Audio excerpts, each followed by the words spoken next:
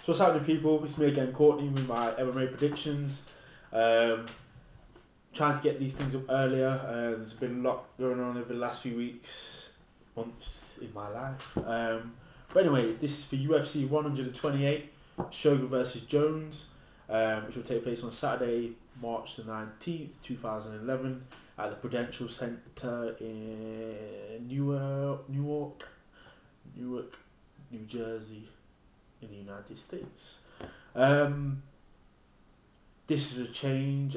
Originally, Rashad Evans was supposed to fight Shogun, but Rashad Evans, I don't know, injured, wimped out, pumped out, whatever you want to say. But anyway, John Jones stepped up. It's an interesting fight. Looking forward to this fight. Let's get into it. Mauricio Shogun Hua is the current UFC light heavyweight champ. He's got a 19-4 record. He's 6'1".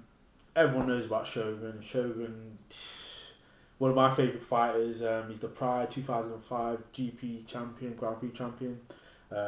He went through Rampage, Alistair Overeem, and Ricardo Arona. Beat them all up. He's beat Alistair Overeem twice. Not via decision either. Beat him up twice. Shogun's got dynamic striking. He will kick from head to toe, all over the body. He will try all sorts of kicks. He's just relentless punching, just keeps coming forward all the time. His leg kicks are evil as well. His jiu-jitsu is really good as well. People don't really get to see much of it because he keeps a lot of his fights on the feet, but his jiu-jitsu is wicked. He uses it really well. I like the way he flows with it in the fights. A lot of people when they start to grapple in fights and they're looking for submissions, they don't chain them together as well as Shogun. Shogun will go from one to the other. If you can't get one, he'll just go to the other. He just keep going through them all. That's what I like about his grappling, his jiu-jitsu. He's well rounded in most areas, although his wrestling I'm not sure about. Obviously his clinch, because he's got the Muay Thai clinch, so he's quite good at that, but I'm not sure about like the pummeling and the wrestling, keeping people against the cage, because he hasn't shown much of that really, because he's kept people moving around the cage. So be interested to see what he does in this fight. He can go 5 rounds. His corridor is really good. Even when he's gassed, he still can. Well, if he's fit and he gasses instead of being injured and gassed, like in the Forrest Griffin fight, he was injured. He wasn't really ring ready, fight ready. He gassed. If he's fit and he gasses, he can carry on. If you look at the Nogueira fight, he was in Pride. Well, he beat Nogueira in the Pride GP as well. If you look at that fight, he was tired, but he kept going. He just kept going. But anyway, Shogun's last fight was against Machida, in which he won the belt, and he won that by KO. His last 5 fights, he had 3 wins and 2 losses. He's been injured. He's been out since the Machida fight, which was last year sometime. Will he have ring rust? I don't know. He may do, he may not. But he's fighting John. I'm going to call it, he says Bones. I want to call this guy Superfly, because he just reminds me of that Superfly. He doesn't give a shit what he does. He just does it. So I'm calling him John Superfly Jones, because he should have an afro and just walk with a leather jacket into the ring to the theme of Shaft. You know what I mean? He doesn't give a shit. He just does what he does and doesn't care. You know what I mean? Things that shouldn't work, they work for him. By the way, John Jones is got a 12-1 record. He's 6'4". John Jones is very well rounded. I keep saying very well rounded. Yeah, he is well rounded. He's got his striking is really good. His wrestling is really good. His throws are good. Takedowns.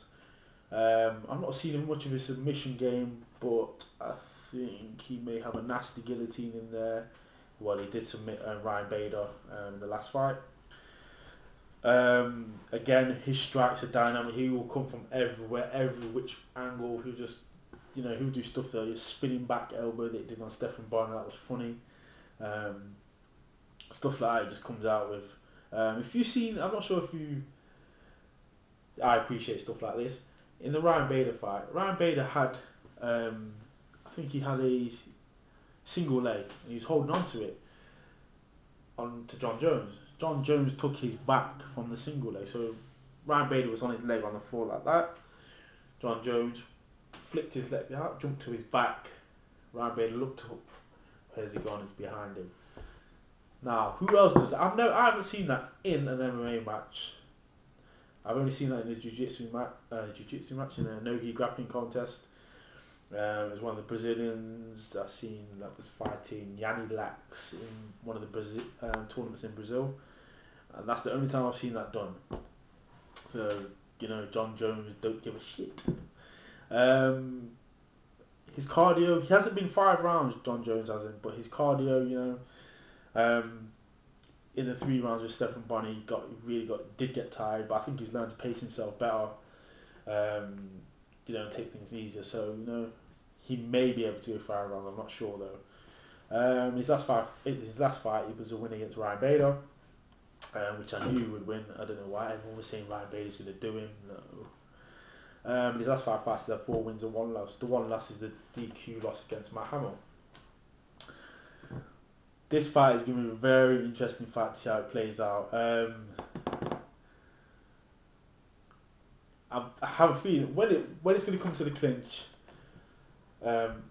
Shogun is going to try and clinch, obviously throw knees, but John Jones, I think he's going to try and pull off one of those throws again when they're in the clinch. And I think Shogun will be aware of that, so he may not clinch with him. But then again, he may do. He may think his strength is in the knees and start actually kneeing John Jones. But John Jones is 6'4". He's got big range, so you know, I don't know. But saying all of that, the person I'm picking, who I'm going to pick to win the fight, I'm going to pick Shogun. It may go to a decision, but I could see Shogun possibly using his longest weapon against, you know, probably kicking from the outside, kicking his leg, kick John Jones' legs, possibly waiting for John Jones to come in, because John Jones is going to have a reach advantage. I think even though Shogun's got long arms, I think Jones is going to have a reach advantage. But you never know. It's MMA, but I'm picking Shogun to win, either via decision. I'm going to pick Shogun via decision. Next fight on the card is Uriah Faber versus Eddie Weinland.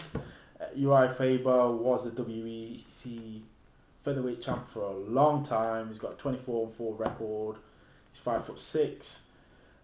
He was the number 1 featherweight until Jose Aldo kicked his ass. Who else kicked his ass? Mike Brown kicked his ass as well. But you know, he was a long time champ. Now he's dropped to bantamweight. Uriah Faber's got a nasty guillotine.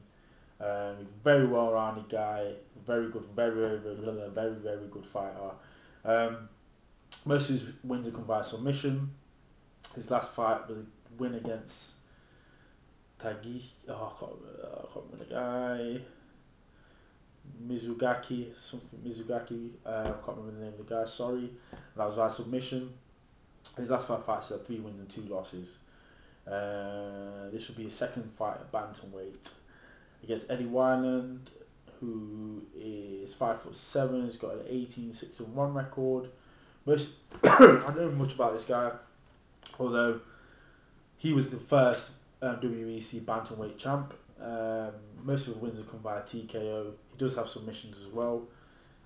His last win was a KO against Stone. I can't remember the guy's first name. His last 5 fights are 4 wins and 1 loss. So he's on a decent run at the minute. I don't know much about Eddie Weinland. I've not watched many of his fights. Although I find it hard to pick against anybody but Jose Aldo or Mike Brown beating Uriah Faber. But this is a bantamweight. But even then, I still pick Uriah Faber to win, because this guy don't lose very often. You know what I mean? So I pick Uriah Faber to win that fight. That'll be his introduction to the UFC as well. It should be good. More fans for him. Next fight on the card is Jim Miller versus Kamal Shalorus. Jim Miller. Jim Miller one of my favourite, he's grown to be one of my favourite fighters. 5'8". He's got an 11-2 record. This guy, I say it again and again and again. He's a grinder. He just keeps going and going and going. He's a black belt in Brazilian Jiu-Jitsu. Got good wrestling, good scrambling. You know, he's only lost to the current lightweight champ, which is Frankie Edgar and Gray Maynard. Most of these wins come by submission. And at the minute he's on a 6-fight win streak. Jim Miller, this guy should be in the line for a title shot as well. His last win was a win. Last fight was a win against Charles Oliveira by submission, a knee bar. Everyone was hyping it was Charles Oliveira, like blah blah. No, don't bet. I don't bet against Jim Miller very often, and that was one of the times I didn't, and I wasn't going to. I'm not going to here either. In his last 5 fights, he's had 5 wins. There was a part where Jim Miller sort of like, there's one of the fights, not the one before the Oliveira fight, he sort of slacked a bit, and he got a couple of decisions, but you know, as soon as he hears title shot, he's getting one. I think he'll step up his game. I think he must get something after this win. He's got to get something. But yeah, that's Jim Miller. Very, very good fighter. He's fighting Kamal Shalorus. He's 5'8". He's got a 7-0-2 record. I don't know much about this guy either. He has jiu-jitsu, decent jiu-jitsu. He's trained with Helson Gracie, and he's got decent wrestling as well. His last fight was a win against, I can't pronounce this guy's name, Bart Palazowinski by decision, a split decision. And he's had his last 5 fights, he's had 4 wins and 1 draw. I don't know too much about this guy, but he's training in Austin in Texas. He's got his own school, he's got his own academy. He's teaching his own style with catch wrestling in there. But yeah, it seems like a decent fight, but he's not beating Jim Miller, I'm telling you now. Jim Miller win. And to get a title shot soon, man. Jim Miller to win that fight. Next fight on the card is Nathan Marquardt versus Yoshihiro Akiyama. Nate the Great has got a 30-10-2 record. He's 6 foot. Nathan Marquardt is a very well-rounded guy. He's on a bit of a slide at the moment. You know, he got bullied by Yushin Akami. He got bullied by Chael Sonnen, which I was very surprised at. You know, I was surprised. He's a Brazilian Jiu-Jitsu black belt. He's got decent striking. I mean, his finish of Wilson Gouveia was one of the best finishes I've seen in a while. It was like a Street Fighter finish, a spinning punch, hook, kick, spinning back kick. It was a wicked finish. But you know, Marquardt seems to be on a bit of a downer at the minute. I think his last 2 fights. His last fight was a loss to Akami. His last 5 fights, he's had 3 wins and 2 losses. The 2 losses, Akami and Sonnen. He lost to Sonnen. Akami lost to Sonnen. They went to train with Sonnen. Marquardt fought Sonnen, lost to Sonnen, then lost to Akami. But the only thing with Nate Marquardt, he hasn't been actually finishing the fight since the Anderson Silva fight in 2007, so that's an interesting fact. And he's fighting Yoshihiro Akiyama, who's 5'10", he's got a 13-3 record.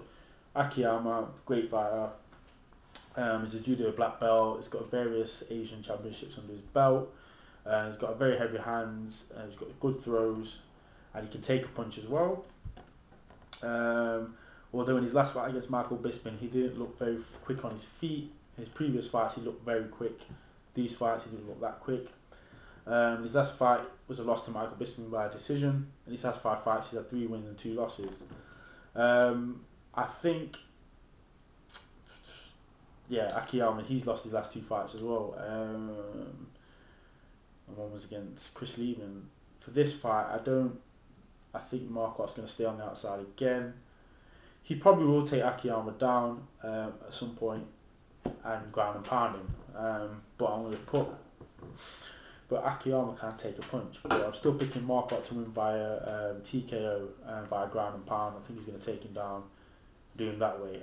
Akiyama, he's not really fought anyone that's going to try and take him down. Bisping wasn't going to do that.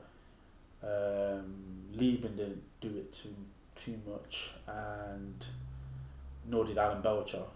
But I think Marquardt may take him down and actually ground and pound him if he doesn't knock him out. Akiyama should drop to welterweight, man. I think he's too small to be a middleweight. He's 5'10", you know. Drop down. Plus, he's training at Jackson's. Where's Marquardt training? Is he training with Jackson's or the Grudge Training Centre? Fighting teammates and all that business. I don't know. But anyway, I'm picking Marquardt to win that by ground and pound. Next fight on the card is Mirko Filipovic, also known as Cro Cop versus Brendan Schaub, the hybrid. Cro Cop is 6'2", he's got 27-8 and 2 record. Cro Cop, everyone knows about him. His left eye kick is legendary. Makes some of the best highlight reels out of that kick. He's got good stand up. His takedown defense is good. His submission game, I'm saying it, is weak. His takedown defense is good. Submission game weak. You know, he's got good footwork as well, but you know, Cro Cop always frustrates me because he's got good hands. He doesn't throw his combinations. He just throws 1 or 2 strikes at a time. He never throws combos. And it really frustrates me because he's a good fighter. Cro Cop doesn't like to be pressured, as you've seen in the Junior Dos Santos fight. Dos Santos just pressured him. He didn't like being followed around the ring, around the cage. For some reason, he can't. I don't think he can adjust to the cage as well as he did in the ring, in the Pride ring. Because in the Pride ring, when people pressured him or he pressured people, he was able to get that kick off, the left high kick. But in the cage, it seems to be different for him. I don't know why. His last fight was a loss to Frank Mir. That was a horrible fight. His last 5 fights, he's had 3 wins and 2 losses. Personally, I think Mirko Cro Cop could go to light heavyweight. If he's weighing in at 220, come on, man. You got to lose a few pounds. You can get it down to flipping light heavyweight, man, easily. And there's some good fights for him there at light heavyweight. But he's fighting Brendan Schaub, who's the hybrid, 6'4". He's got a 7-1 record. This guy's an athlete. I'm sure it was like a NFL tryout or rookie or something like that. He's got good boxing and wicked footwork. He's very quick. For that guy, for that size, the guy's very, very quick. And obviously he's improving. He's young in the MMA game, but he's improving. He's an Ultimate Fighter veteran. His last fight was a win, a very good win against Gabriel Gonzaga, in which he used his footwork and his speed and outboxed Gonzaga. Gonzaga looked like a flipping elephant. Got dropped a few times as well. The hybrid, in his last 5 fights, had 4 wins and 1 loss. The 1 loss was against Roy Nelson. This is an interesting fight as well. At first, I wasn't too bothered about this fight, but the more I think about it, it's a quite interesting fight. I'm going to say Schwab's going to win via either via decision or knockout, because Schwab's too quick for Cro Cop. Cro Cop he's going to have to be fast quick on his feet, and cut the corners off. He's going to have to pressure Schwab instead of Schwab pressuring him.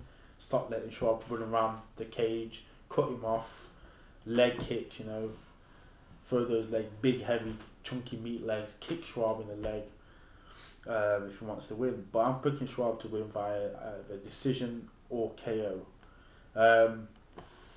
But that's it. Those are my picks. There's some other good fights on the card. Ricardo Almeida versus Mike Powell. That's going to be a grappler. Anyone that loves grappling will love that match. Who else is fighting? Joseph Benavidez is fighting. That guy's like just little pint power. Angry. Who else is fighting? Kurt Pellegrino versus Gleison Tebow. That should be a good fight as well. And I'm sure they're former teammates. I'm sure, well, not teammates, but Pellegrino used to train at the Armory, which was set up by Hermes Franca. Hermes Franca part of ATT. Gleison Tebow is part of ATT. So I don't know whether they've trained together or not. There's some other good fights on the card as well. I can't remember them all, but some of them are on Facebook. which is a flipping wicked idea by the UFC. Really, really good idea. But yeah, those are my picks. The video is a bit longer. It's reaching up to 20 minutes now. Thanks if you stayed with this long. Follow me on Twitter with the same username, chokewho. Big thanks to Ethic Fight Co. Go check them out, ethicfightco.com. Go check out the store for the t-shirts, the rash guards, the shorts. Thanks to Dustin for hooking me up for my fight.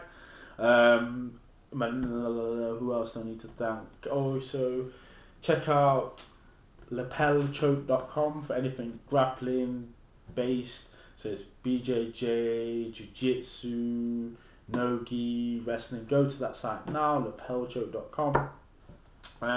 I train at Leicester MMA. If you're in the UK, come and train with us.